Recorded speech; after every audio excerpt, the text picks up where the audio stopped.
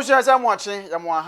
kwa babio draw at the J Ghana TV so what you say bombarding subscribe follow comment na fi share for more fufu no so ntimi anya bi ehwe na bi ntimi nkoso kama another flight ya sa na mu bio abuja yin na ne de abuja se edian na ewo mu ya de asida kase pa na be ma ya boafo bi na bi no mtimi ebo yen achi edom aye General Organic Foods and Kinaata Herbal Center sansu bio na Glit and Glow abuja yin Oden se didie sirem papa ati ase wu ya na akwa kwaja ya papa de free eye Kinaata Herbal Center for akachima bibia akoso kama ma remfi se mediam jeso medina na k jasi abranti na se ne ya ye no ebusuan ma yintwasi ma ina ne ho kakra emfamra ye ba the flight de wom bia me say enne sabre ye besanem ama won so what in you ase me wo landing baby am wo ye Walthamstow wo we hie nkun yi bi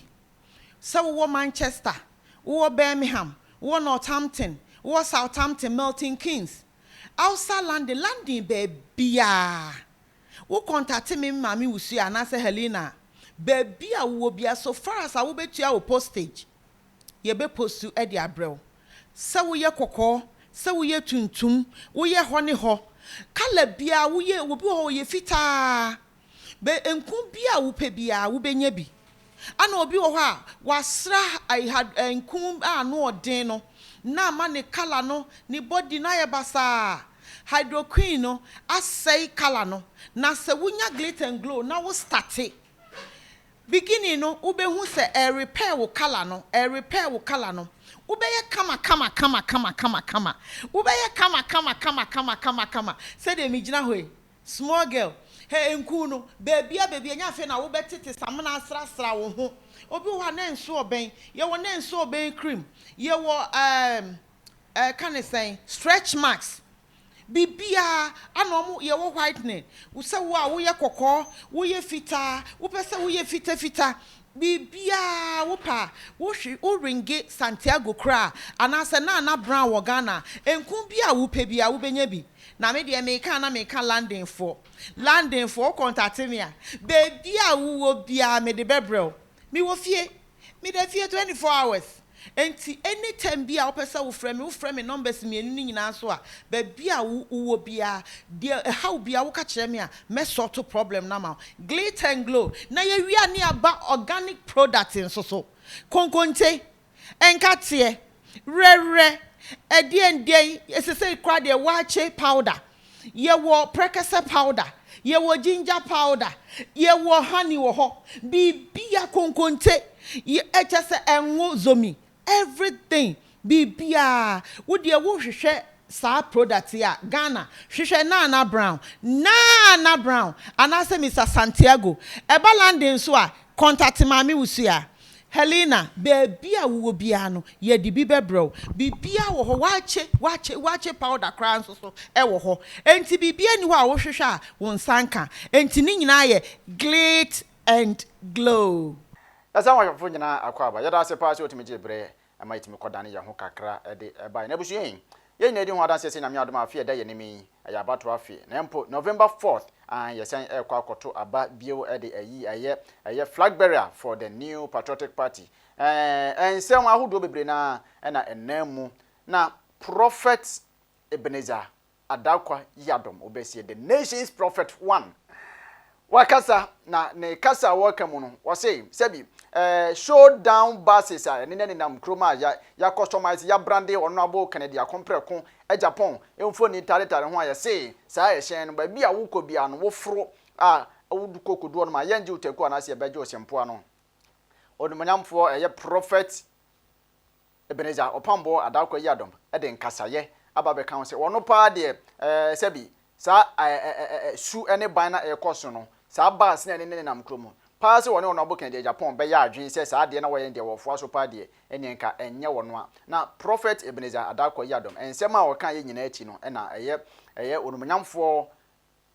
Kennedy Agyapong wono so edi anu ye kase pa abren se sabi di wo fi asem chop your house matter na busua senia Honorable Kennedy Agyapong kan ye no ene senia eye Prophet Ebenezer Yeadom Opambour the nation's prophet 1 enso kan ye no be se se wasuma nana ochame onim ka se o se nana yi ene na wasuma yenko na afi onso fo wani ene waso kode ko tie bi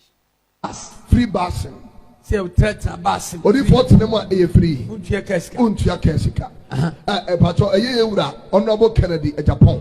ana ose wode ba e se se no wakra bass se ne bebre a eba na se se mienu ana asase e won kran odi for pato eye town running ofra town running na eye no ofra enyu sika pato ye enyu sika eye na delegate for nkwa na efo anase obi afu bi pato obi atime furo bi ya ba beto abatie we hu hia me kasima misro ehu hia ya ba mo ba beto mo aba delegate for na eto aba ndi say bia wo de bus be ba abaye ya anya bato town de bus be ba say ya to delegate gura wie mo nya eno no aban o te so kwani kwa so ma kwan so de bus be sa de no as I am it can crash raw na ma kwa so de bus be sa de abre ya to aba ni wie na bibia wie na sa wo de bus ba be bo man dia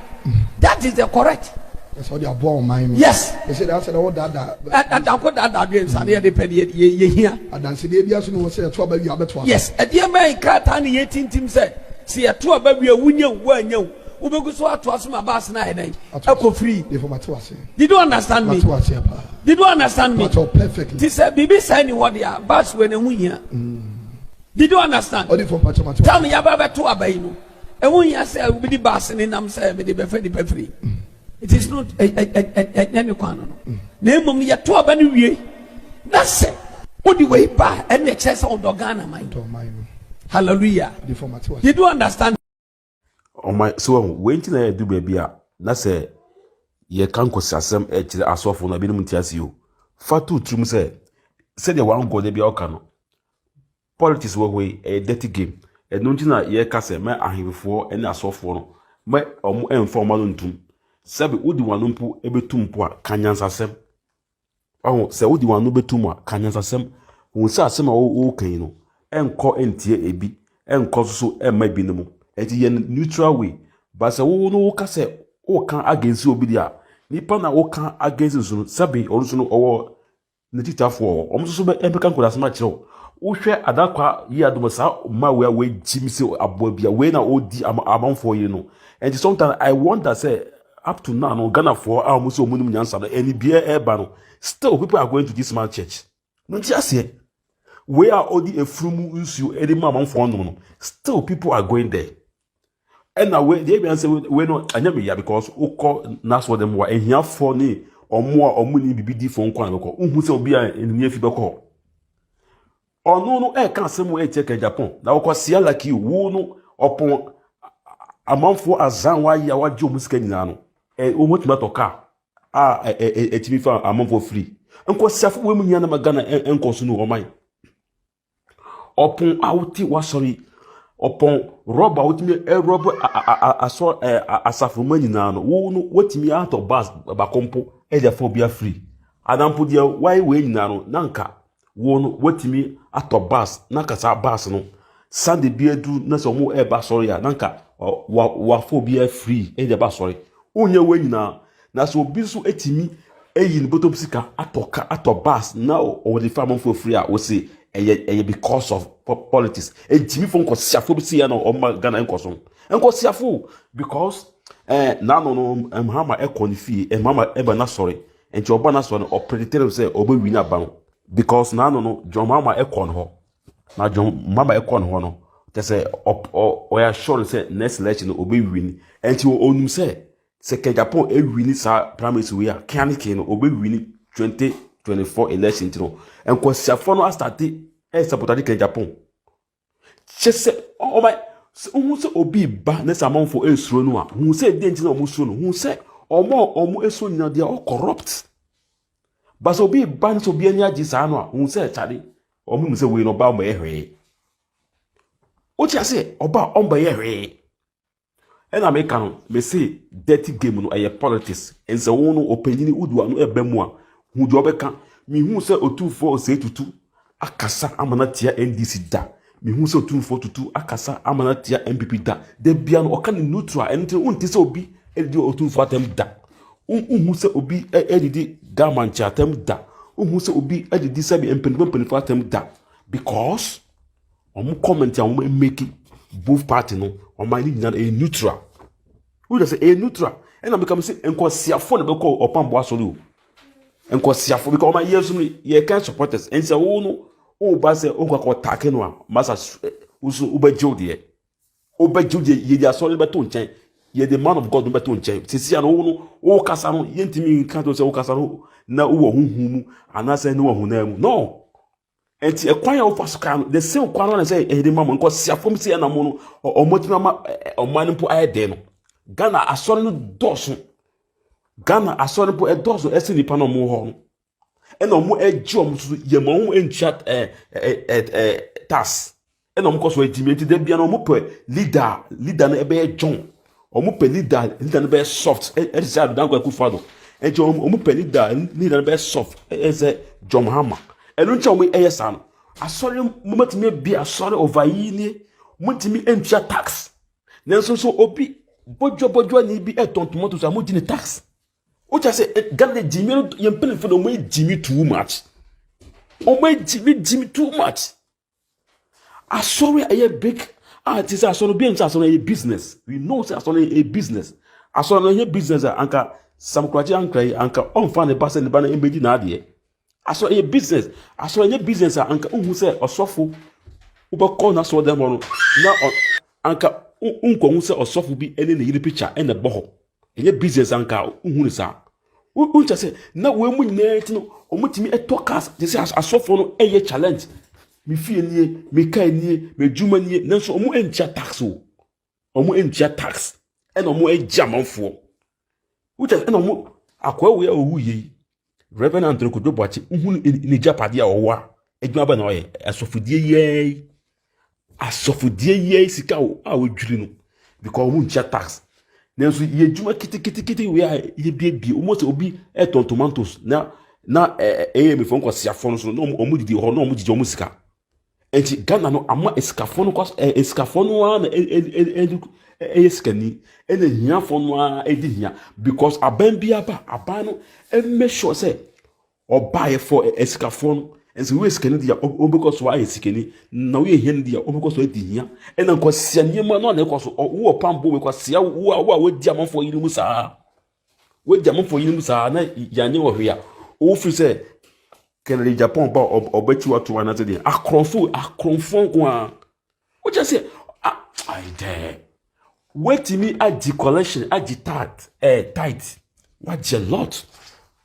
o ton to ton bula munsio when na went me anto bas ama asafo no say ene de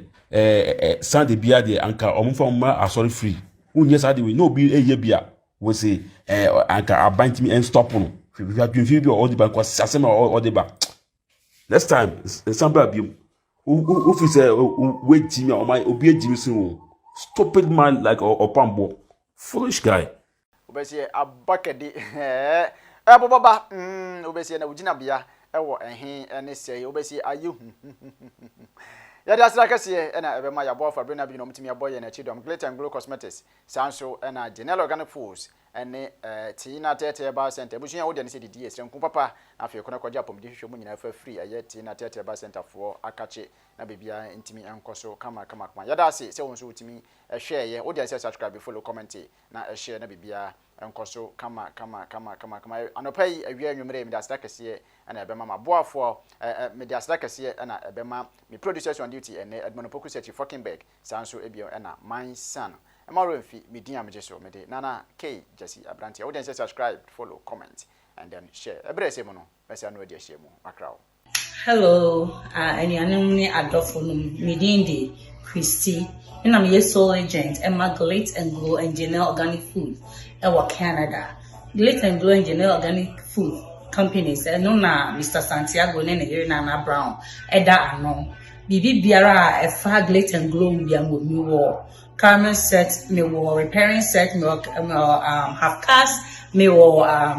customized set stretch mark hair pomade and kwalenku atutu fonku kokofo fonku ni nyina ya purely organic ebe nuane ne nso age na organic food no ebe no nso am contain Tom Brown me wo enwo zomi papa bi me wo ewo no spices you name it e ba cho screen na silver me number ho no mo First our number for more inquiries. See wherever you are in Canada. So what Toronto, so Brampton, Georgetown, Oakville, everywhere, Oshawa, wherever, Alberta, Nina, meeting me a shipment abroad no and see Madam Wase.